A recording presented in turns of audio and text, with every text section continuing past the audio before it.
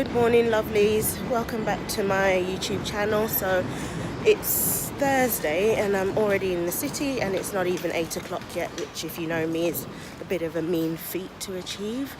I thought I'd start off this vlog here because today I'm meeting with Danny Jade and we're gonna head out to an event at lunchtime. I think it's with a lingerie brand and it's in Covent Garden. Sorry if you can't see me, obviously it's a little bit bright this morning, which is obviously a good thing. Means that we're heading up into spring, summertime. Lord knows that I could use some sort of heat in this weather. There's so many outfits that I've already purchased that I can't wear because it's just so cold still. But yeah, I mean, I think today will be a good day. Also, I've just come back from New York, or rather about 3-4 days ago I did. I've been a bit ill with a cold, so not really been that active on the socials and definitely haven't done a new video in a while, so I thought today was a good day to start. But anyway, I'm heading over to Starbucks to get a coffee and start the day.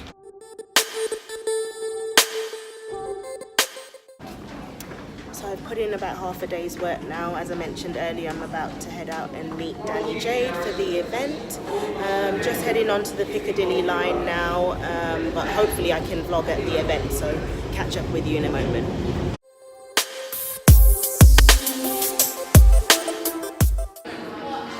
Right, so I've met up with Danny Jade. Say hey, Danny. And we're at the Wacol event. It's a lingerie event and it hosts brands such as Elomi, Freya, Be Tempted and Fantasy. So I've just had my fitting and I'm going to have a little walk round and... So yeah. Which one? Yeah. That's gorgeous.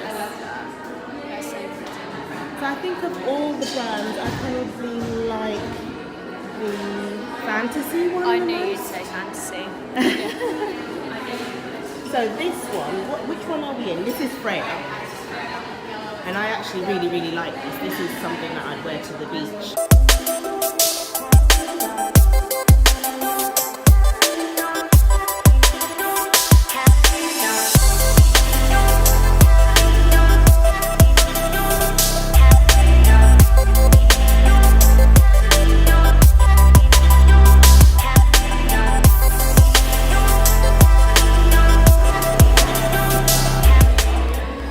Tempted is downstairs.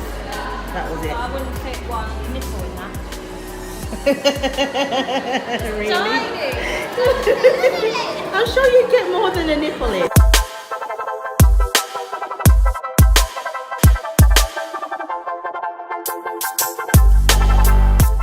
So I'm home now. It's actually Sunday. I think I left you on Thursday when I went to meet Danny Jade. We went to the Wacol event. Wacol is like a brand or a company that has a number of different like lingerie lines. I think Freya's one, Fantasy, and then a couple others that I can't remember right now. But it was a really nice event. We sort of walked around and was able to see all the different swimwear and lingerie that they were hosting. It was like a press day. We had our sort of canapes and a few drinks, so that was nice. And oh, we had a bra fitting as well. Come to find out that I was like a whole cup size wrong, but I kind of feel like everyone has this problem. Depending where you go, you get fitted one time and the bra size is one thing, and then you get fitted again and it's something completely different. So yeah, I ended up getting one set for free, which I'll show you guys in a second. And as I mentioned earlier in the vlog, I want to show you what I picked up when I went to New York, so just a few beauty bits. But yeah, let's get into the video. So this bra and knickers set is what I picked up at the press day. As I mentioned, it's by Wacol. This is actually like the main company brand, so I thought the set was really pretty. This is what the lady had me try on in the fitting room when she did my bra fitting, but I think the color is really nice. It's like a dark purple. I do prefer like a fuller brief as opposed to a thong. I know a lot of girls like thongs, but for me, big pants please. But yeah, I think the bra and the knickers are really nice. There's actually a little bit of like tape detailing here so that it doesn't sort of slip down. I don't tend to go for lace bras, but Maybe this is a little bit of a change for me. I found that it's still quite I don't know, it's got good coverage. Nobody wants their sort of nipples poking out when they're wearing a nice top. So I think these are just super cute and I'm excited to wear them. So I've got a little rail thing here next to me, which I'll grab the products from.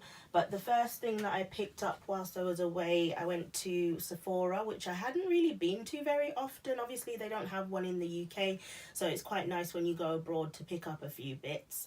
So I picked up this Mario Badescu facial spray. So like, although I have oily skin, I find that sometimes it can be a little bit dry in certain places, and I think this is just a nice way to sort of mist your face and maybe refresh it, especially as we head towards the summer months, and also really cooling. So it has aloe, cucumber and green tea, and my skin really reacts well to aloe, so that was another reason why I bought it. So the next thing I got was some new face wash. Now these things were actually free when I made my purchase. I think when you spend over a certain amount they give you stuff for free, and there's another thing in the skin range that I'll show you in just a second. But I've really been using this Neutrogena Visibly Clear, and if you watch my stories you'll know this already. I really love how this has worked on my skin. I was having major breakouts following stopping taking my pill, whereas this has sort of cleared up my skin. Any blemishes that are there will hopefully fade in time, but as far as new breakouts and stuff, haven't really had many of those, so well impressed with this. It's the Visibly Clear Pink Grapefruit Facial Wash. Gently cleanses, purifies and invigorates for a fresh and radiant complexion. It does do that. That said, I think it can be quite stringent. So I've been looking for something a little bit more gentle, especially for the morning time. I think in the night time is when I tend to do my more abrasive skincare, just to like let it sink in and do what it's doing overnight. But I've been wanting to try Drunk Elephant products, so I was quite happy that it was in the sort of test range for stuff you could have free. And the sizes that you get are really, really good. I mean, you can properly have a go at using these. I mean, those little samples that they give you that are like one use, what are you supposed to do with that? That doesn't tell you whether the product's good for you or not. So I like this jelly cleanser. It says cantaloupe and glycerin are the active ingredients. Funnily enough, I'm actually allergic to cantaloupe or melons, apart from watermelon. It gives me like an itchy throat, so I tend to avoid that. But I really like how gentle this cleanser is, and like I say, it's good for the morning time just to refresh the face. You don't really need to overwash your face too much, otherwise it kind of it's counterproductive. It produces more oils in my case, or you just strip away the natural properties, which is what you don't want to do. So really like this jelly cleanser. It also came with a face cream. I really like the consistency of this. It's super light, and as someone who suffers with oily skin, the last thing I want to do is put something that's really heavy on. That will just make me shine and not in the glowy misty kind of way. So next up is an SPF. Now if you've been following along, you'll know that I have been using the La Roche-Posay Factor 50 Anthelios Anti-Brilliance Anti-Shine SPF, but this tends to leave like a white cast on your skin, and I'll just show you quickly. So for this one, I don't know if you can see, it's really, really, really white. So I knew that I would need to find something a little bit less white, especially for those no makeup days. I was finding with the La Roche-Posay one that if I wanted to wear SPF, then I had to wear makeup, because obviously I can't go out with that white cast on my face. So when I was in Sephora, I asked one of the reps and they recommended this Supergoop one. Really, really love it. And just to sort of show you the contrast in terms of whiteness, I mean, when they come out the tube, they look pretty similar. But this one,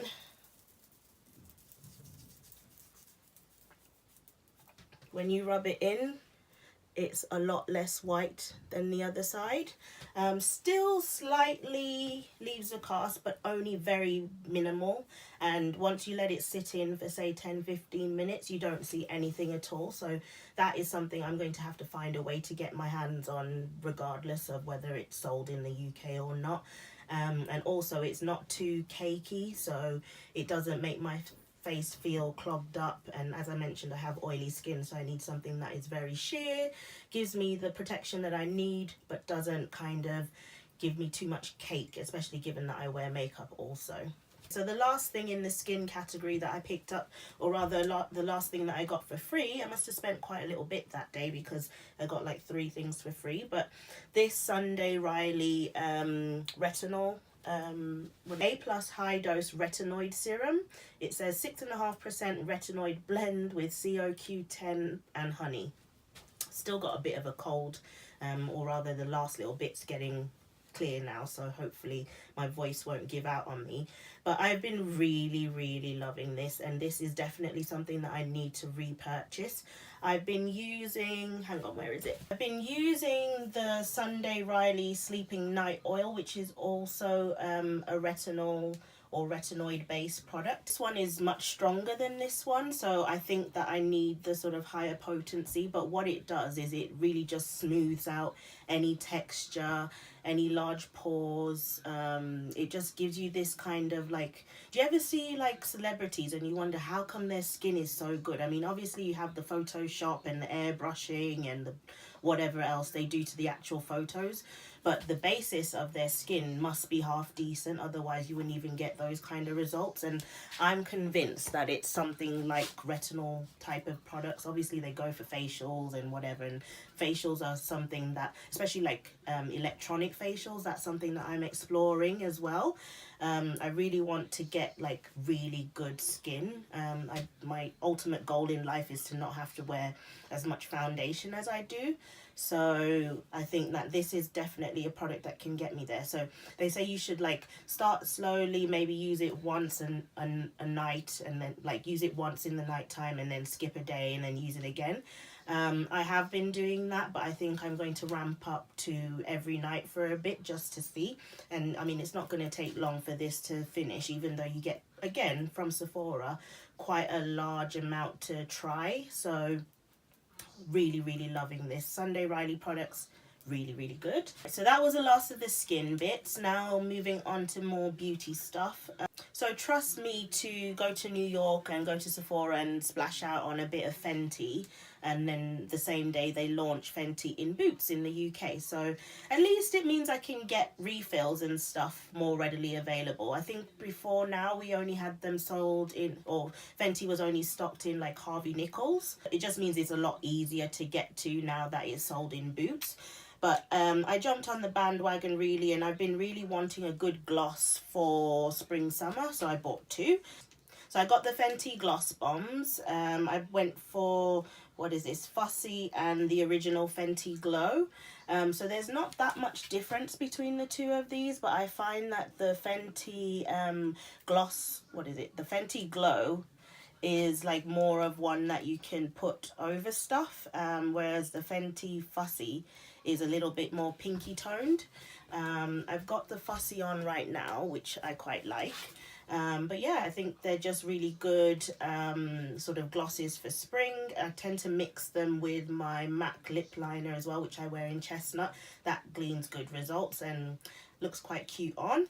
And then I've really been wanting a good red. So like I tried this on when I was in Sephora, and this, what is it? It goes on like creamy and then it kind of mattes down a little bit, which is really nice, but it is vibrant red, which is what I wanted, an actual real red, not like red orange, red burgundy. I wanted red, and this is red. So the shade is called Number One. Or maybe it's just shade Number One. I can't really see. It's tiny writing. Oh, yeah.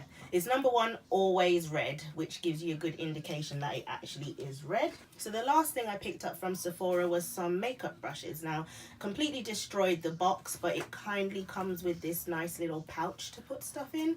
At the moment, I use like a brush set that I got from a brand called Bedelium. They're like these yellow handled ones that I've had for quite a while. Really good brushes. I haven't really had any complaints about them, but I thought I could use some more contour type brushes, so that's what I got. It's a set of 4. It was quite inexpensive given, well, in the grand scheme and relative to how much brushes actually cost, but yeah, the shop assistant really recommended these ones, so I thought I'd give them a go. They need to have a good wash before I use them, but I thought, why not? I'm on holiday, splash out a little bit, and it comes with a nice pouch. Right, so the last thing that I bought, which was not from Sephora, is a new beauty blender. Now, these Real Techniques ones I've never used before, and the only reason I bought one is because it's a little bit cheaper in the States. I think I got this in Walgreens, and I really just want to see if buying a branded beauty blender is any different to picking up the ones off eBay. Clearly this is not a beauty blender as in the brand beauty blender. This is Real Techniques, so maybe I'll still need to try that out. But when you're spending like, I don't know, 5, 10, 20 pound on a sponge, I don't know. So yeah, I thought I'd try this one. I think with the sort of exchange rate and stuff, it worked out to be about £4, which is still a lot. It's still a lot to me for a sponge.